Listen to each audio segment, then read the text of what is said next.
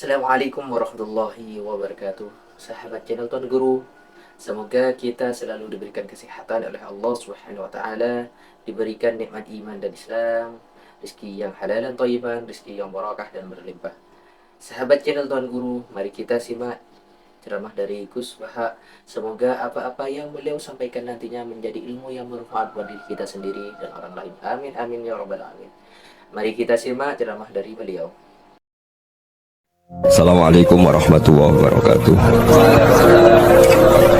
Iki ngaji santai-santai napa muhasabah. Muhasabah itu kalau Ki Jawa maknani itu ngoreksi diri sendiri. Jadi menghitung diri sendiri.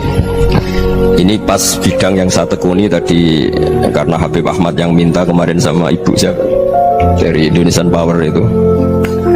Ibu Lia, saya turutin. Sekaligus saya sambil belajar terus tentang muhasabah.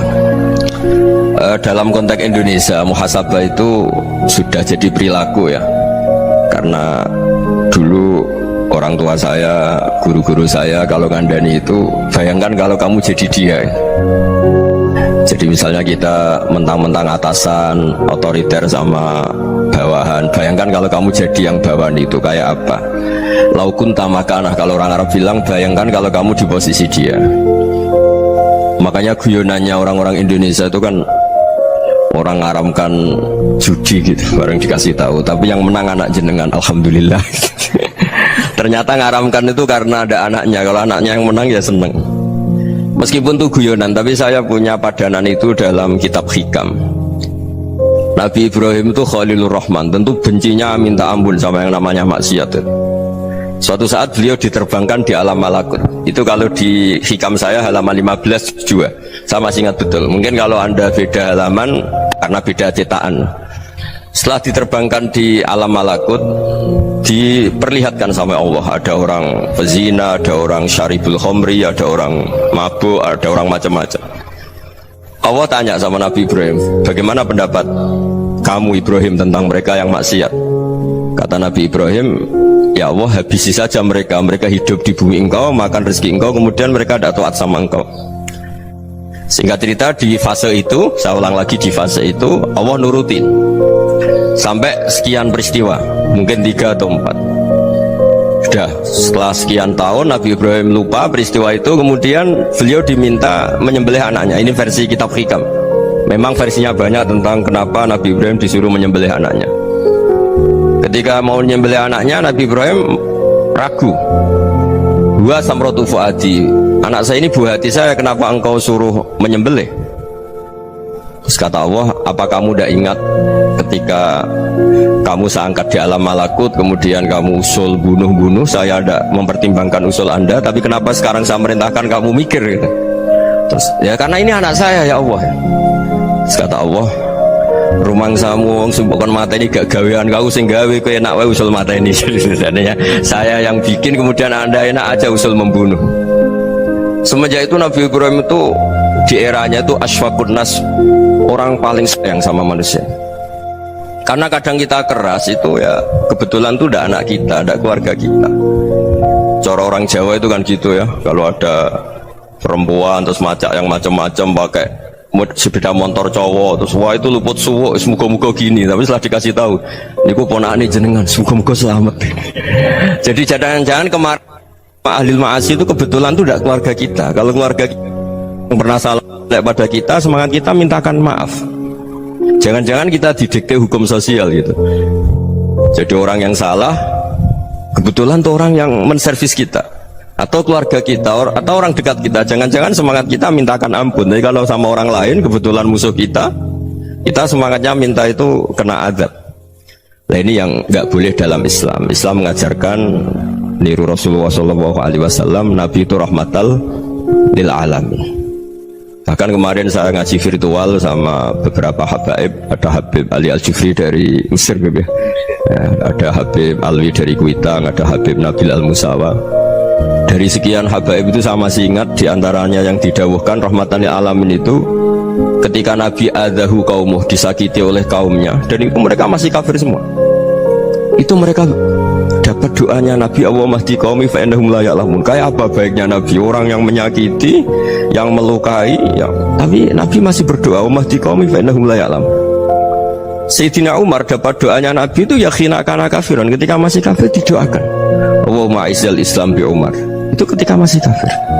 Itu pelajaran bagi kita bahwa yang sedang tidak cocok pun itu berdapat doa kita. Ya doa supaya kondisi kita baik, hari tambah baik. Karena agama ini, saya berkali-kali bilang, limangkana yarjuwa wal yawmal akhir. Agama ini diperuntukkan bagi yang selalu punya harapan pada Allah Subhanahu wa taala. Saya cerita muhasabah ini tentang hubungan kita dengan Allah. Di Indonesia itu banyak orang fasik, banyak orang nakal. Ya di mana-mana orang nakal itu ya mayoritas, wa aksaruhum fasikun. Tapi berkahnya harapan. Mungkin saya kira nakal sok benda, mungkin saya kira sholat sok ben sholat, mungkin sekarang belum sakho, belum dermawan, suatu saat dermawan. Barokahnya itu kefasikan ini dianggap sementara, sedang fasik, sedang tidak benar. Karena kiai-kiai kita, para guru-guru kita, para habaib utamanya itu mesti bilang semoga husnul khotimah. Nah barokahnya doa itu semoga husnul khotimah itu menjadikan satu pola sosial. Yang sedang fasik ini masih diharapkan jadi lebih baik, jadi lebih, sehingga kita tidak ngambil sikap ekstrim yang ingin menghabisi atau ingin mengadili, tidak, karena selalu kita punya harapan. Dan agama ini limangkan yarjuwa wal yawmal akhir. Bayangkan dulu kalau yang nakal itu anak kamu, pasti kamu nggak ingin kan langsung dapat azab, dapat apa. Padahal kita semua jadi tokoh ini abul kulli, bapak dari semuanya. Sehingga ketika Rasulullah SAW jalan-jalan kemudian melihat perempuan sedang menyalakan api, kalau apinya mati ditiup, anaknya dijauhkan. Nanti kalau sudah jauh dari api, anaknya digendong lagi. Terus kata Rasulullah, matur ke semua sahabat, ara'aitum anna hadhihi tarihatan waladaha 'alan nar. Apa kamu berpendapat bahwa perempuan ini akan melemparkan anaknya ke neraka? Tidak ya Rasulullah, tidak akan seorang ibu melemparkan anaknya ke api. Terus kata Rasulullah, Allahu arhamu min hadhihi biwaladiha. Allah lebih rahman, lebih rahim dibanding orang tua ini kepada anaknya. Ini yang harus kita kenalkan terus, kita kampanyakan terus, supaya orang hubungannya dengan Allah itu nyaman, asik. Sehingga dengan demikian selalu ada harapan bahwa yang sedang nakal ini suatu saat tobat. Kita tidak boleh menghukumi pasti begini, pasti gini, itu tidak wilayah kita. Itu juga yang dicontohkan Rasulullah SAW. Secara lahir Nabi itu nggak berkenan sama Wahsy, karena Wahsy itu salahnya salah fatal, karena membunuh ahabban nasi ila Rasulillah, yaitu membunuh Sayyid Hamzah. Jadi ketika Wahsy tobat, Nabi itu terima tobatnya. Dan ketika beliau dengan basariyahnya agak siap ketemu Wahsy karena harus ingat Sayyid Hamzah, basariyahnya diturutin. Oke, kamu iman, saya turutin, tapi jangan sering ketemu saya, karena kalau ketemu kamu saya masih ingat sama paman saya Sayyid Hamzah. Kita bisa ngelola seperti itu. Kita tidak cocok sama orang, bagaimanapun mereka umatur Rasulullah SAW, kita tetap mencintai mereka. Misalnya kalau beda agama, mereka sama-sama orang Indonesia, kita mencintai mereka atas nama warga Indonesia. Tapi kalau misalnya potongannya ora cocok, beda kultur, bawaannya itu mangkel no coro Jawa, ya bisa diilmoni, jangan ketemu. Sudah tidak cocok, ingin ketemu nyari solusi, roh ini tok seneng ketukan ya repot gitu. Ya sudah, kalau nggak mati cocok ya jangan sering ketemu. Dan itu kita bisa memanage seperti itu tuh bisa. Saya berkali-kali cerita tentang Imam Syafi'i. Kalau dikasih tahu ya Imam Abu Abdillah, panggilannya Imam Syafi'i, tetangga anda ini ternyata banyak yang nggak senang anda. Jawabnya beliau senang. Ya bagus kalau nggak senang saya, ndak utang saya katanya. Jadi gara-gara saman seneng aku ngatur aku ini kan. Dan mungkin saman rasa seneng kan ya enak. Jadi hidup itu dianggap happy. Kalau seneng ya teman silaturahim, kalau nggak seneng ya nggak bakal utang gitu kan. Baru kayak seneng itu nggak ganggu gitu. Jadi dulu itu orang bisa ngelola seneng ndak seneng itu bisa. Karena ada kearifan hubungan dengan Allah Subhanahu wa ta'ala. Hidupnya selesai karena masyghul bi dzikrillah, mereka sibuk dengan Allah. Makanya kata ulama-ulama tasawuf, kamu jangan melihat manusia perilakunya, tapi kamu juga harus ingat yang gerakkan semua itu Allah Subhanahu wa ta'ala. Dengan demikian kita farah, kita senang. Makanya Nabi kalau ngutus Anas bin Malik kemudian nggak kesampaian yang diinginkan karena Anas main, ketika garwa-garwani Nabi agak tersinggung, Nabi, andaikan Allah menghendaki yang saya inginkan kesampaian, pasti itu kesampaian. Jadi dianggap kegagalan Anas gak manggil yang dituju Nabi itu ya kersane Allah, ya enteng saja. Sayyidina Ali lebih parah lagi yang dialamin. Itu dalam beliau kalau dipanggil tuh gak cepet-cepet ke sana. Ketika ditanya, kenapa kamu tak panggil gak cepet ke saya? Amin tuh ukubatak, karena aku tahu kau orang baik. Orang baik itu pemaaf. Jadi makanya orang-orang soleh dulu itu bodoni itu. Makanya sekarang kalau ada orang bodoni itu mesti beda orang soleh. Kalau orang-orang soleh itu kakean husnudzon lagi sering dibodonin. Abdul bin Umar itu masyhur itu. Kalau ada budaknya sering sholat, sergap sholat itu dimerdekakan. Akhirnya nggak sholat pun pura-pura sholat. Akhirnya juga dimerdekakan. Ketika ditanya, kenapa engkau merdekakan? Padahal mereka sholatnya menipu engkau, kata pembisik-pembisik itu. Man khoda'ana lillah in khoda'na lah. Dia nipu atas nama Allah, berarti saat tertipu juga atas nama Allah. Gak masalah dong, semuanya demi Allah Subhanahu wa ta'ala. Jadi ketika kita ketemu mensifati Allah Ta'ala itu ghafir, Allah pemaaf. Jangan kamu nggak fair untuk diri kamu nyifati Allah ghafir, pada orang lain Allah kamu sifati syadidul iqab. Jadi Allah kamu atur kayak MC tadi ngatur saya. Jadi Allah itu apa? Kalau pada saya ghafir, kalau pada musuh saya syadidul iqab. Nah, itu nggak fair. Kalau Anda punya harapan kepada Allah karena Allah Rahman Rahim, Allah ghafir, sebenarnya Allah pada musuh kita ya bisa saja Allah ghafir, bisa saja Allah Rahman Rahim. Sehingga kita melihat orang lain yang kita tidak cocok itu ya enteng saja. Itu min ummati Rasulillah sing tanaluhu syafa'atu, tanaluhu sa'atu rahmati, tanaluhu fair. Jangan dengan kita kayak mesti dapat rahmat, jangan orang lain kayak Allah pasti syadidul iqab, itu tidak boleh. Sehingga ketika ada orang Badui, singkat cerita orang Badui ini kencing di masjid, semua sahabat membentak dia, yang nggak bentak hanya Nabi tok. Saking mangkalnya orang ini karena semua sahabat bentak kecuali Nabi. Setelah dibenarin Nabi, terus Nabi nyuruh sobu ali dhanuban min ma'in. Setelah disucikan masjid itu, dia berdoa keras sekali. Allahumma arhamni wa Muhammadan wa la tarham ma'ana ahadan. Ya Allah, yang berhak dapat rahmatmu hanya saya dan Nabi Muhammad, yang lainnya jangan gitu. Karena yang lainnya tuh jengkelin, gitu aja saya salah dimarah-marahin gitu. Jadi kalau kamu doa terbatas ya kayak orang Bedui nih, kayak orang Arabi. Apa kata Nabi? Laqad tahajjarta wasi'an. Allah yang rahmatnya luas menjadi kamu sempitkan karena kamu mau atur Allah hanya rahman pada Indonesian Power, pada NU, pada kita, yang orang lain nggak perlu dapat. Itu kan kasihan Islam, karena Islam terus nggak dimiliki semua orang. Allah nggak dimiliki semua orang, Rasulullah nggak dimiliki semua orang, karena di NU, di ormas tertentu, di nggak boleh seperti itu. Nggak boleh takhasyar tawasian, kata Nabi, nggak boleh mempersempit zat yang rahmatnya itu luas. Ini semoga etika ini kita pakai di Indonesia. Yang sedang fase kita harapkan lebih baik, yang sedang nggak dapat hidayah kita doakan dapat apa? Hidayah. Masyhur kan, makanya tadi saya mohon sama Habib Ali supaya Habib Ahmad supaya tetap mahalul qiyam tabaruk sama Habib Ali. Di antara doa-doa di Simtud Duror masyhur itu antuqabilal mudhniba minnah fil ghufran wal musi'ah bil ihsan. Jadi harapannya para habaib, para orang-orang baik dulu ya, semoga yang dosa itu dimaafkan, yang sedang salah dibuka, bikin lebih baik.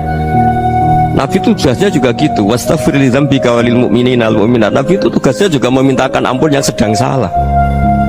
Nah ini cobalah jadi etika kita, muhasabah kita. Jadi muhasabah itu cara berpikir kita set, kita pikir ulang. Ternyata semangatnya seorang Nabi itu wastaghfir li dzambika walil mu'minun. Semangatnya itu memintakan ampun. Orang ahli tafsir tahu semua kalau Nabi itu tidak mungkin dosa. Jadi itu khitabun lin Nabi wa urida bihi ummatu, itu khitab Nabi, tapi yang dimaksud itu umatnya, karena Nabi tidak akan mengalami dzambun, tidak akan mengalami dosa.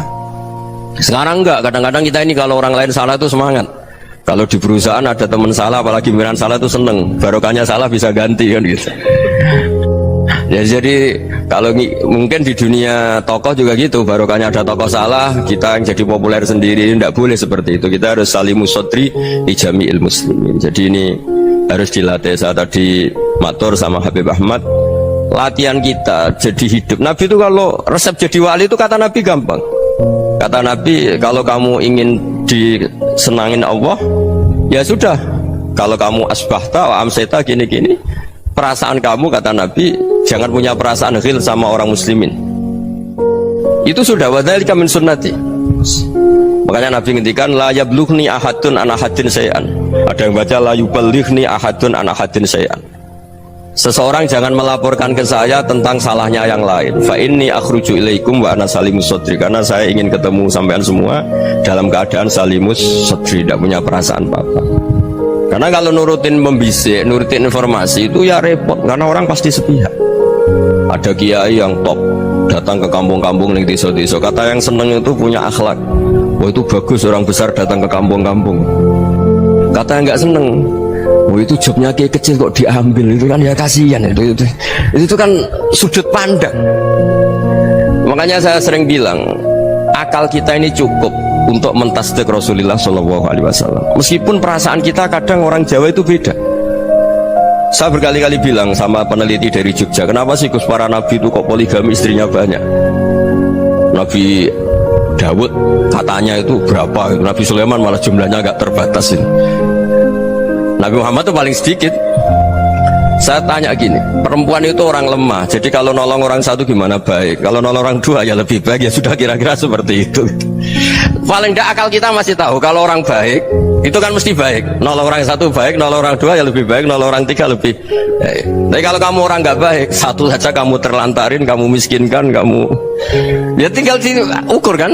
Kalau orang baik nambah baik, tapi kalau orang buruk tambah buruk. Nah itu akal kita bisa menganalisis kenapa sih nikah itu ada yang poligami, ada yang enggak. Sudah ukur saja diri kamu. Misalnya kayak saya elek keriting, rabi terus, memperbanyak wong elek, orang perilaku netok, raine jadi elek kabeh gitu. Tapi nak kowe iku ganteng, alim, ganteng, sugih, anaknya ganteng-ganteng, berhubung ke soleh ahli swarga kabeh, mertua yo bangga karena karir kamu meyakinkan. Ini mertua kamu aja gak bangga mau nambah.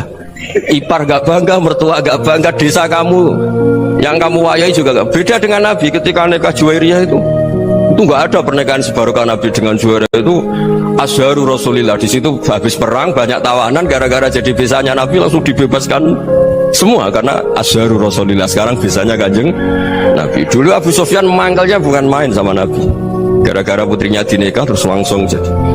Kalau kamu kan enggak, nikah satu, nikah lagi, satu kampung musuhi kamu. Karena istri pertama ya cemburu, yang kedua agak bangga.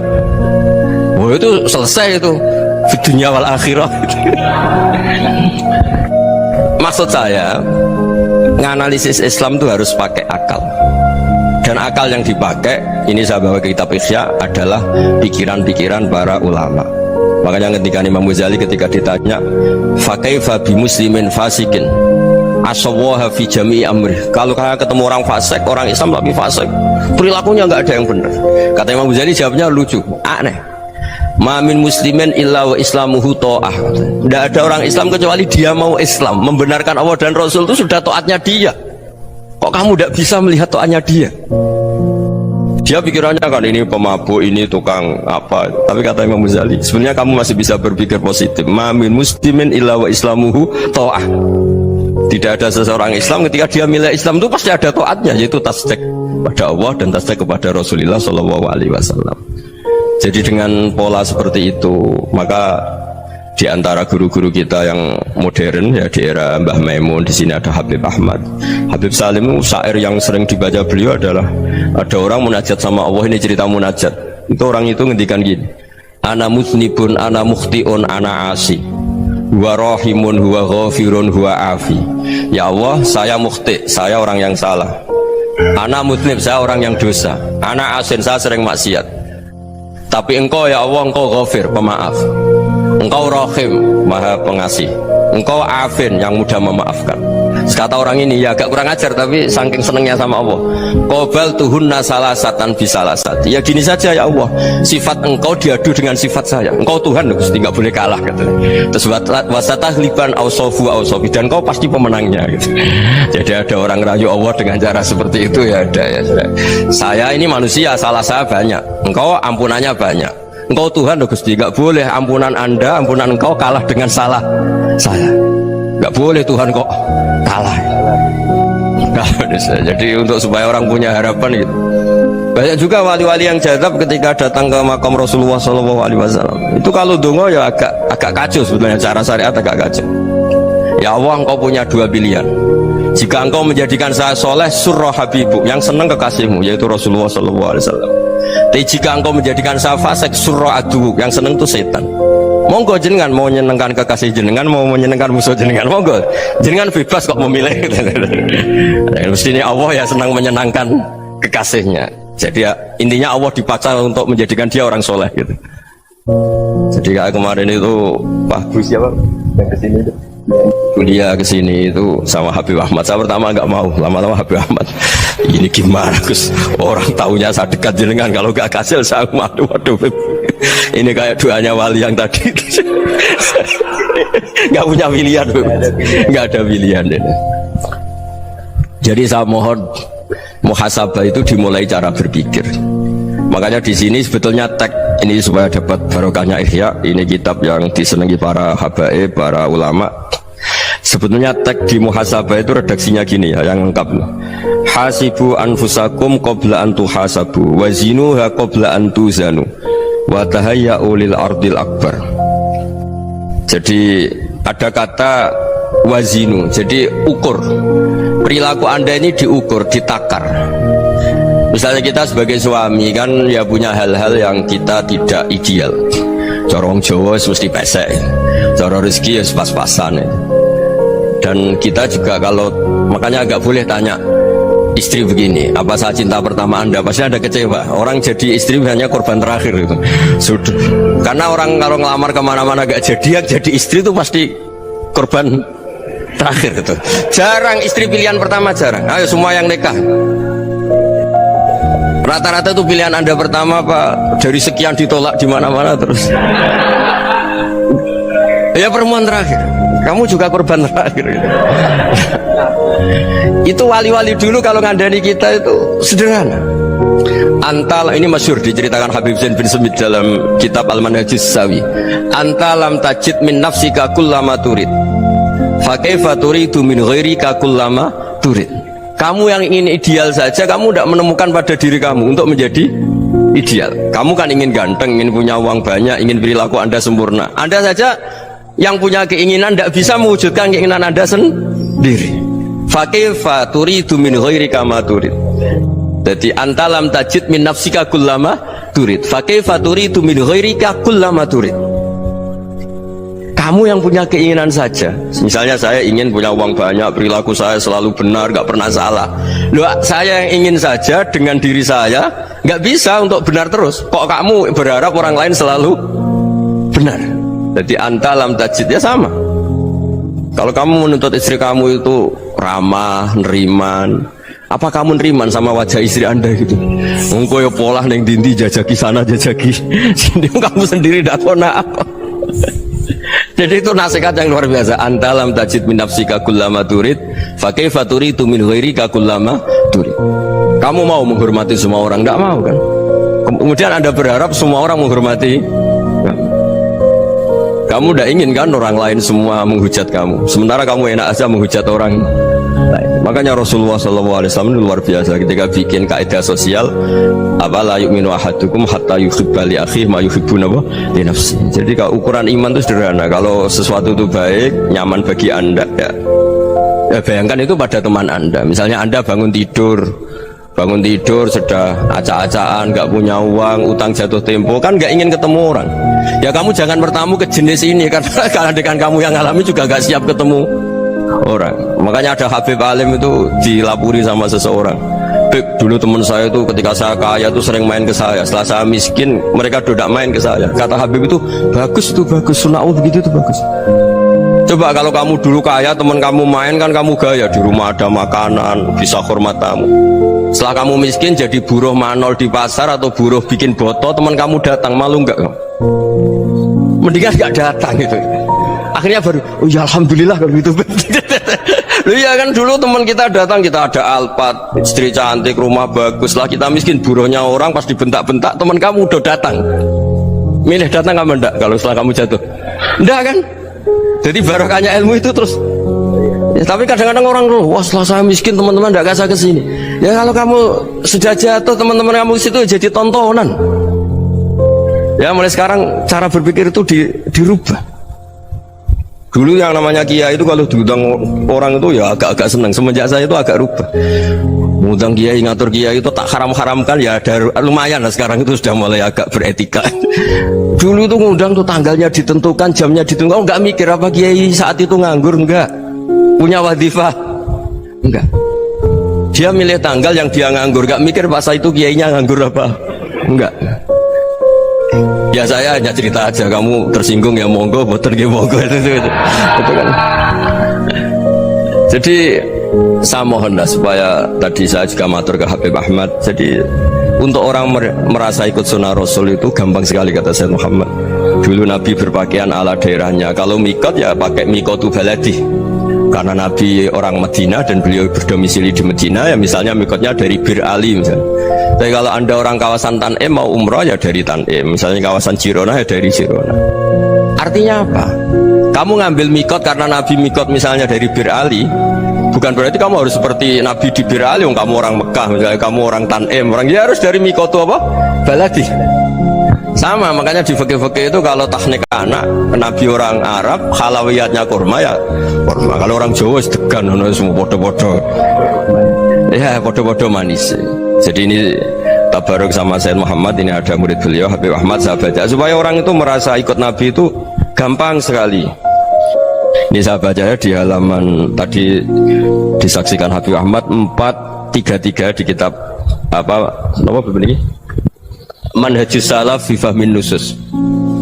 Itu kata Sayyid Muhammad, wa kanat sunnatu Rasulillah annahu yat'amu ma yajiduhu fi ardi wa yalbasu ma yajidu wa yarkabu ma yajidu mimma abahu wa ta'ala. Faman istamala ma yajidu fi ardi fa huwa al-muttabi' lis-sunnah. Kama annahu hajjal baita min madinati. Faman hajjal baita min madinati nafsihi fa huwa al-muttabi' lis-sunnah wa illam takun hadhil madinatu tilka. Jadi intinya misalnya Nabi dulu itu ngasih sodakoh kepada fakir miskin ya pakai dinar, dirham. Ya kalau orang misalnya sodakoh pakai rupiah ya sudah ikut sunnah Nabi. Jangan, lu Nabi pakai dinar loh, kamu kok pakai rupiah. Dulu dinarnya Nabi udah ada tulisannya Bank Indonesia, kamu ada tulisannya Bank. Ya tidak ada seperti itu. Ya jadi misalnya Nabi sodakoh pakai tamar atau pakai al-aqid, ya kita pakai beras, pakai apa. Supaya orang tuh bahwa Rasulullah itu milik kafatal linnas, milik semuanya, sehingga merasa ikut sunnah Nabi itu ya semuanya. Makanya dulu Mbah Mun kalau motivasi saya supaya bombong, kalau orang Jawa bilang bombong, wong Jawa itu mesti ono wong alim. Beliau menyontohkan mas itu Mbah Fadol, Senori, Mbah Ihsan Jambes, itu bisa ngarang-ngarang kitab luar biasa, padahal beliau bukan orang Arab. Imam Sibawa itu orang Persia, Imam Ghazali orang Tus itu juga ikut Persia. Kata Imam Mun, wong sing ora Arab lah mesti untuk jatah alim kata beliau, karena Nabi itu diutus kafatal linnas. Nanti kalau orang yang alim itu Arab tok, berarti tidak ada perwakilan dari Afrika, dari Asia Tenggara, dari mana-mana. Makanya karena Nabi statusnya itu kafatal linnas. Jadi kita harus bangga sebagai Muslim, sebagai orang Indonesia, karena misalnya Wali Kutub dulu terkenalnya hanya ada di Yaman, di mana, ternyata pernah ada juga di Indonesia, dan seperti Habib Abu Bakar Segaf Gresik. Jadi ya artinya kan tetap orang Indonesia, meskipun beliau zuriyah Rasul kan ya sudah orang apa? Orang Indonesia. Zuriyahnya Habib Ali Simtuduror sekarang di Solo. Jadi Indonesia juga dapat alawin banyak, dari Sadatin al-Alawin juga banyak. Jadi saya mohon barokahnya ngaji seperti ini. Melihat orang lain tuh gampang, bayangkan tuh kalau anak kamu. Makanya Nabi, nanti kalau nggak percaya lihat di Hikam nomor 15 di kitab saya itu. Di situ dijelaskan oleh Hikam, jangan-jangan semangat Anda pada orang yang maksiat, pada orang yang keliru supaya dihukum itu karena kebetulan itu udah anak Anda, itu udah keluarga Anda. Coba kalau itu keluarga Anda. Makanya kalau saya guyonan di Jogja itu ada pembantu mecahkan piring terus dimarahi majikannya, saya mesti guyon gitu, pasti itu pembantunya tidak cantik. Kok bisa Gus? Andekan cantik dan kamu senang mecahno piring satu, piring saya iso ngamuk. Ternyata ngamuknya itu karena mecahkan piring apa karena plus tidak cantik? Coba jawab para lelaki nih. Kamu marah sama orang maksiat tuh karena maksiat, karena plus itu udah anak Anda. Bayangkan kalau itu anak Anda. Itu hebatnya Rasulullah SAW. Karena kita yang salah pun kadung umatnya, Nabi tetap ngasih fasilitas syafaati li ahlil kabair min ummati. Kayak apa baiknya Nabi? Udah ikut maksiat tapi ikut fasilitasi ngasih syafaat. Loh, kalau li ahli ibadah kan wajar. Nabi ketika ini syafaat li ahli Kapernaum. Ya karena tadi logika yang dibangun Rasulullah itu logika yang luar biasa. Kita semangat orang lain kena hukuman itu karena kita tidak punya ra'fah, tidak punya rahmah. Coba kalau Rasulullah yang bil mu'minina ra'ufur rahim, semangatnya itu mendoakan supaya tobat, mendoakan diampuni. Dan itu juga yang diperintahkan oleh Allah Subhanahu wa taala, wastaghfir li dzambika walil mu'minina wal mu'minat. Ya semoga barokahnya ngaji ini, barokahnya Habib Ahmad, barokahnya Maulid Simtud Duror, barokahnya semua kitab madaih tiba berjanji semuanya, barokahnya Ikhya, barokahnya Said Muhammad, barokahnya guru kita semua Mbah Maimun, bapak saya. Kita ini ngikuti manhaj, ya, ngikuti apa? Manhaj. Saya sering didhawuhi Mbah Mun, kenapa ihdinas siratal mustaqim bukan siratoka, bukan jalan engkau ya Allah? Karena Allah itu nggak bisa kamu tiru. Allah itu tidak tidur, tidak makan, tidak kesel, tidak capek. Yang bisa ditiru itu siratal ladzina an'amta alaihim. Yang bisa ditiru manusia ya niru manusia. Karena Allah itu tidak bisa ditiru. Makanya ihdinas siratal mustaqim siratal ladzina. Dan niru siapa? Niru guru-guru kita. Termasuk niru cara pandang. Jadi misalnya ada orang awam di rumah itu hanya delok reng, delok tikus liwat, itu kan kayak nganggur. Ora tahajud malah mendelok reng. Melihatnya jangan gitu. Huwa tarokal ma'asiyah. Dia di rumahnya tidak dugem, tidak kemana-mana. Dia berarti malam itu tarkul ma'asi. Tidak nyopet, tidak garong, tidak ke tempat maksiat. Susahnya apa sih husnudzon? Jadi jangan lihat huwa tarkut tahajud, huwa tarokat tahajud, wa taroka qiyamul lail. Oke ya, namanya orang begitu ya tidak tahajud, tidak qiyamul lail. Tapi susahnya apa sih kamu bilang huwa tarokal ma'asiyah? Dia juga meninggalkan maksiat, dan tarkul maksiat itu tuh ibadah. Supaya orang tuh gampang lah husnudzon sama orang muslim. Ini orang mukmin, orang yang luar biasa. Di mata Allah itu orang yang luar biasa. Kayak tadi Imam Ghazali, kalau saya ketemu orang muslim kemudian dia tidak pernah baik, gimana? Kata Imam Ghazali, ma min muslimin illa wa islamuhu ta'ah. Tidak ada orang Islam ketika dia mentasbihkan Allah dan Rasulullah berarti dia juga punya taat. Ya ini latihan saja, sing iso nglakoni Habib Ahmad kula namung cerita mawon. Kula cerita secara akademik, saya punya kitab, saya baca, dan alhamdulillah kita faham barokahnya para guru. Dan supaya terbiasalah sebaik-baiknya ibadah husnudzonni billah wa husnudzonni bil mu'minin. Soal tidak cocok ya diilmoni tadi ya, namanya nggak cocok ya jangan sering ketemu. Seperti Rasulullah SAW, beliau karena sangat mencintai Said Hamzah, ketemu orang yang pernah begitu sama Said Hamzah ya beliau secara basyariah tidak siap. Tapi beliau secara cara bahasa sekarang, secara profesional, kalau beliau seorang nabi dan harus menerima tobatnya siapapun ya diterima. Saya meskipun dengan AB gak cocok karena dia begini-begini sama saya, tapi saya ingat dia sholat, dia baca sholawat, dia mencintai Rasulullah, ya kita hormat. Ya soal gak cocok ya di manage tadi ya, zuruhiban tasdid khubban. Kalau gak pati cocok ya jangan sering ketemu, bawaannya enak nanti. Ya semuanya itu diilmoni lah. Makanya ngendikane Ma'ruf Al-Qurhi ada yang baca Al-Kharki, mangqala fil yaumi salasa marrat wa marham ummata Muhammad kutiba minal abdal. Karena semangat mencintai siapapun satu hari sering baca marham ummata Muhammad, wa ma asli ummata Muhammad, wa ma tajawaz an ummati Muhammad, itu mesti kutiba minal abdal. Dia pasti termasuk wali abdal. Maksudnya semangat mencintai ya dilatih lah. Misalnya Indonesia Power atau PLN, andai kan tidak ada PLN tuh kayak apa? Orang nggak bisa ngaji, tidak bisa aktivitas. Ya barokahnya ada PLN, barokahnya jasanya.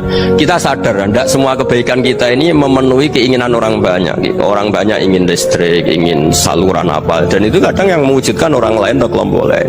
Ya karena itu manfaat ke orang lain ya kita doakan. Karena khairun nas anfa'uhum linnas. Sehingga kita terbiasalah ngakui orang lain. Seperti semangatnya Rasulullah SAW, semuanya itu didoakan, semuanya diinginkan kebaikannya. Bahkan Nabi gak putus asa sampai di akhirat. Ketika Nabi lain sudah putus asa karena sudah akhirat, sampai dimintai syafaat semuanya bilang nafsi nafsi, karena merasa semuanya gak punya nyali di depan Allah, karena ini sudah akhirat, sudah finish. Tapi apa Rasulullah? Analah, ya udah saya sanggup mensyafaati kalian. Terus kata Nabi, fa'atiyal arsya, saya mendatangi aras, fa akhirru lahu sajidan, saya sujud, wa ahmaduhu bima hamida allamaniha rabbi. Kemudian saya tetap muji Allah dengan pujian yang terus menerus. Padahal sudah di akhirat, sudah finish. Nabi dimintai syafaat masih sanggup, karena Nabi tahu akhirat tidak bisa mendikte Allah, tidak bisa Allah terus bilang, ya Allah ini akhirat loh, engkau sudah tidak boleh mensyafaat, tidak bisa. Allah tidak bisa diganggu akhirat, Allah tidak boleh dibatalkan rahmannya oleh akhirat. Allah tetap Rahman Rahim abadal abad. Dan Nabi tahu itu.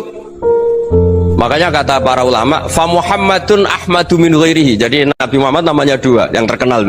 Sebenarnya banyak yang terkenal dua, Muhammad sama Ahmad. Ketika Nabi punya nyali memuji Allah di akhirat atau sudah di akhirat, itu fa Muhammadun Ahmadu min ghairihi. Ketika Nabi lain sudah punya nyali muji Allah karena sudah akhirat, Nabi Muhammad tetap berani muji Allah di saat seperti itu. Makanya Ahmadu di situ kata ulama itu afal tafdil, fa Muhammadun Ahmadu min ghairihi.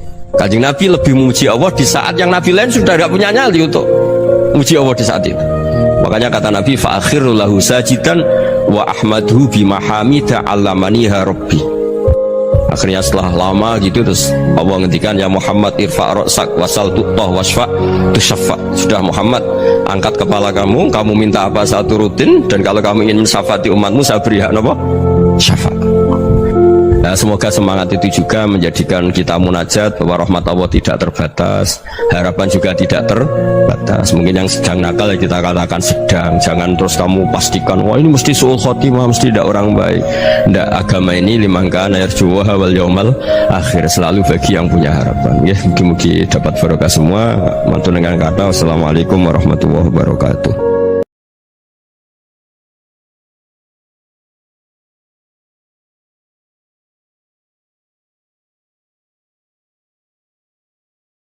Alhamdulillah, telah selesai kita menyimak ceramah dari Gus Baha. Semoga apa-apa yang beliau sampaikan menjadi ilmu yang bermanfaat buat diri kita sendiri dan orang lain, menjadi ilmu yang barakah. Amin amin ya rabbal alamin. Cukup sekian saja dari kami, manakala ada kesalahan dan kekurangan, mohon maaf yang tiada batasnya. Wallahul muwaffiq ila aqwamit thoriq. Wassalamualaikum warahmatullahi wabarakatuh.